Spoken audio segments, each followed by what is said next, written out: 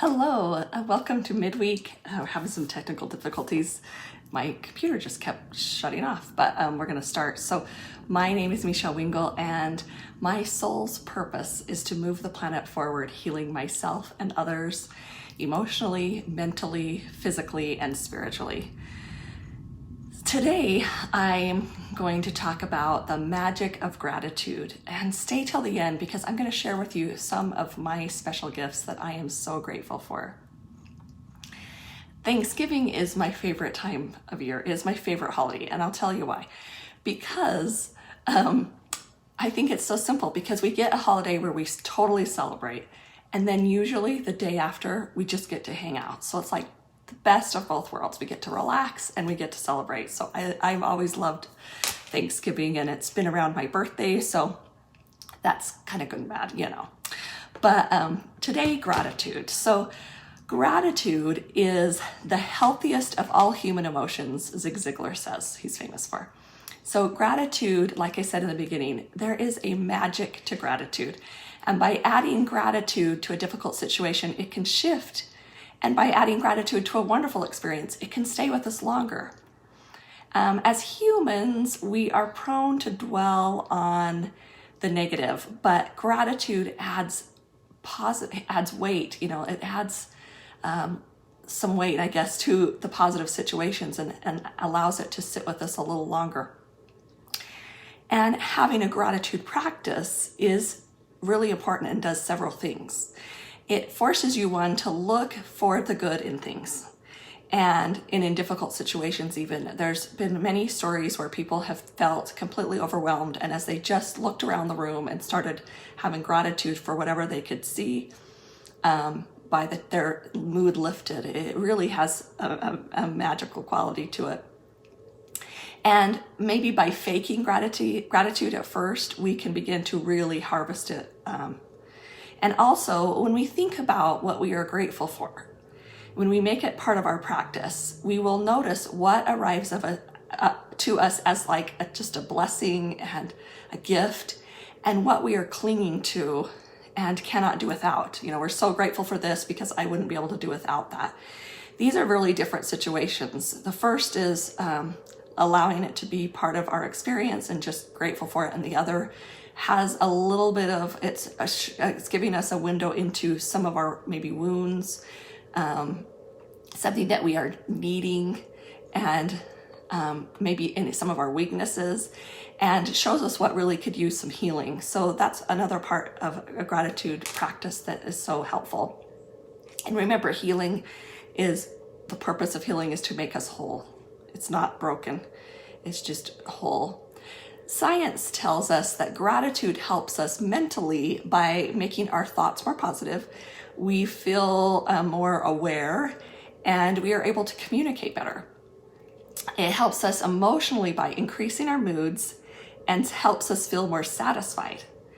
And spiritually, gratitude builds stronger relationships, and we have more empathy for ourselves and for others. And physically, with gratitude practice, we can increase our immune system. We actually have less aches and pains. We can lower our blood pressure, and we can have better sleep cycles. So that's pretty magic to me. In a study from 2008 by Russell and Fasha, they found that by thanking others, thanking ourselves, Mother Nature, or the Almighty, gratitude in any form can enlighten the mind and make us feel happier. That's what they came away with in their scientific study. And it has a healing effect on us. So think about this. The first step actually in feeling gratitude is to receive. And I'm not really sure we're skilled at receiving. And maybe because our gratitude skills are lacking. Maybe it's the chicken or the egg. This morning, as I was taking the dog out for a walk, there was one point where the sun was straight in front of me. And it was this experience that kind of prompted the idea that receiving needs to come first. But the sun shone on me, and that little whisper in my mind let me feel like this was something for me. And I closed my eyes and received the light and warmth the sun was offering. And I just let it all in. And it was a magical experience that fed me down to my soul. I'm so grateful for that moment. It made me feel important and blessed, and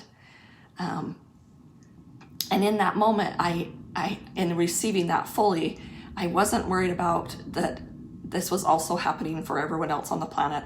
I just allowed myself to receive that as for me, my individual.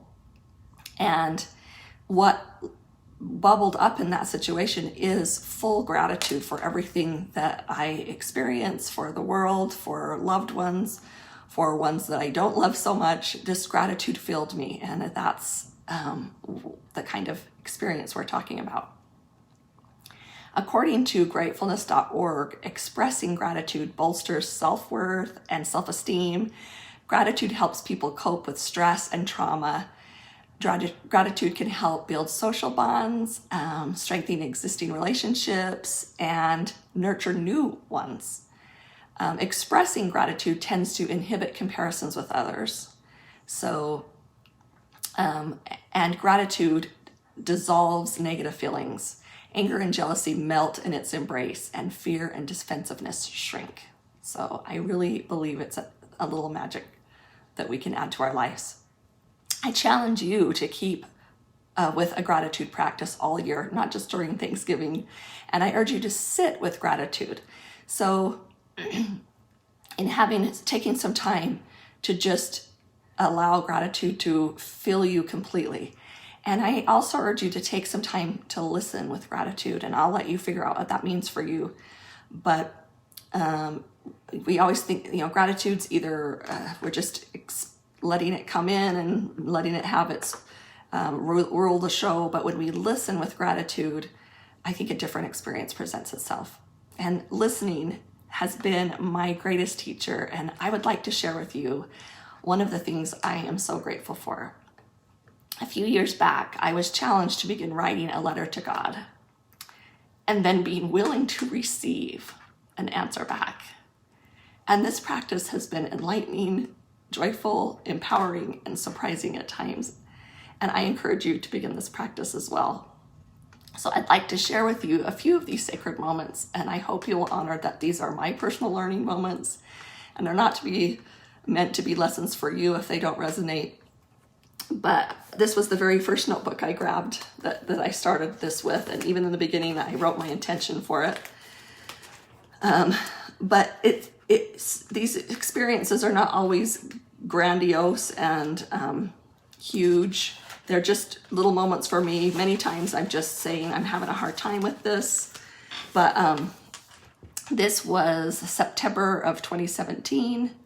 And I had a question. I said, "Dear Father, what is the nature of miracles? Some are convinced by them. Is that better or worse? And can I ask for a miracle?"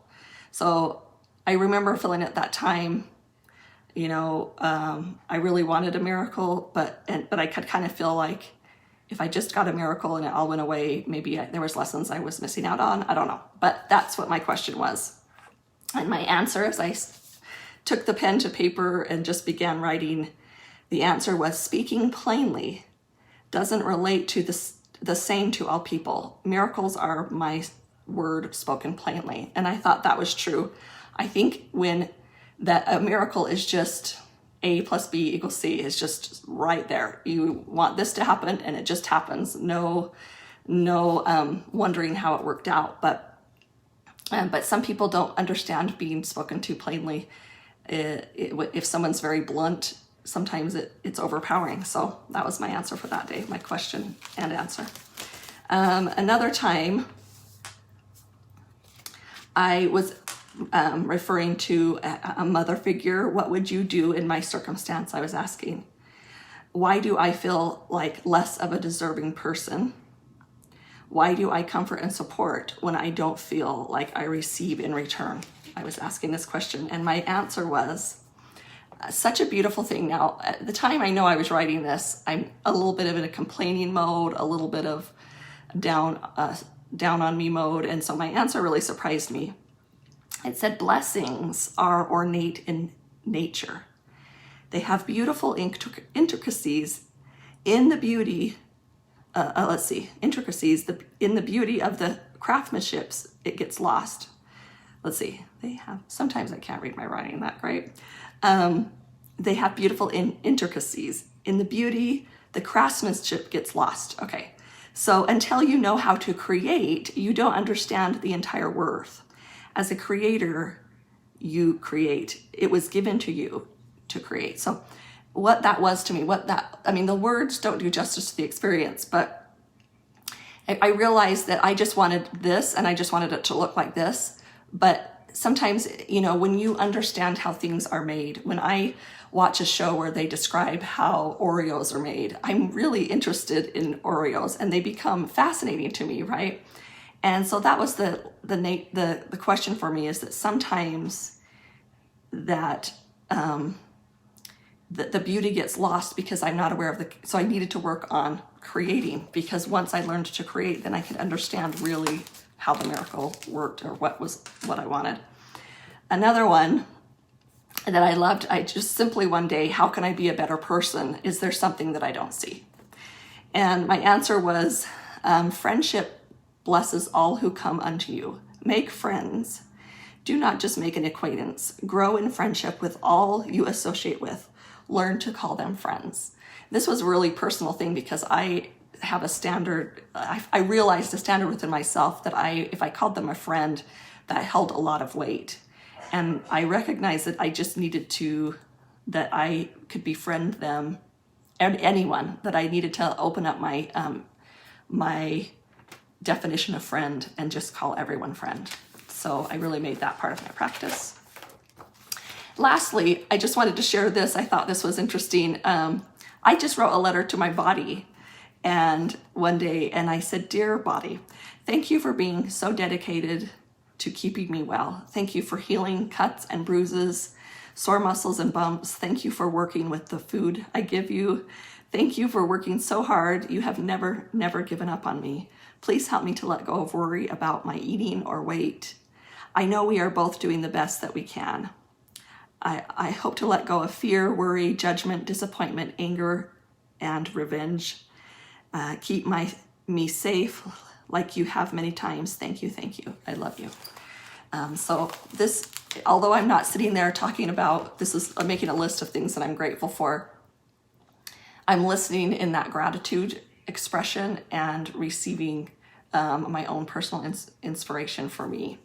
And it's been something that I just love, and everything kind of changes. That's why I added that body thing, because sometimes it just comes up with different things. So I am grateful for this platform to be with you and share. I don't do it for the algorithm. It is part of my gratitude practice that encourages me to step forward and proclaim that I am worthy to share.